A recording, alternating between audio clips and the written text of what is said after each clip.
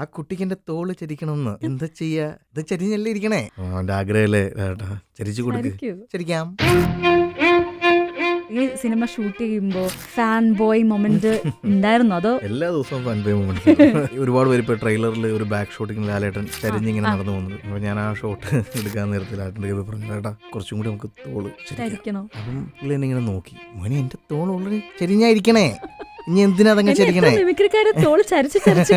ഇനി എന്തിനാ നമ്മളങ്ങനെ ചരിക്കണേ എന്ന് വെച്ചാൽ ബാക്ക് ഷോട്ട് വെക്കണം. അപ്പോൾ ഒന്ന് ചരിഞ്ഞിരുന്നാൽ ചരിക്കാം. എന്തോരം ചരിക്കണം? ഇത്രയും ചരിച്ചാൽ മതിയോ? അതുകൊണ്ട് ഞാനിങ്ങനെ പോകുമ്പോൾ ഞാനിങ്ങനെ ഹെഡ്സെറ്റ് ഇങ്ങനെ വെച്ചിട്ട് മോണിറ്ററിന് ബാക്കി ഇരിക്കുമ്പോൾ ഷായിച്ചേട്ടനാണ്, പുലിമുരുകനൊക്കെ ക്യാമറ ചെയ്ത ഷായിച്ചേട്ടനാണ്. ലാലേട്ടൻ വന്ന് ഷായിച്ചേട്ടൻ്റെ അടുത്ത് ഇങ്ങനെ വന്നിട്ട് ആ കുട്ടിക്ക് എൻ്റെ തോള് ചരിക്കണമെന്ന്. എന്താ ചെയ്യാ? ഇത് ചരിഞ്ഞല്ലേ ഇരിക്കണേ.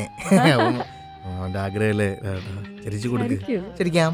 അപ്പൊ ഇതാണ് എനിക്ക് പെട്ടെന്ന് മഞ്ജു ചോദിച്ചപ്പോ ഒരു ഫാൻ ബോയുടെ ഏറ്റവും എക്സൈറ്റിംഗ് മൂമെന്റ് എന്ന് പറയുന്നത് ആ തോള് ചെരിപ്പ്.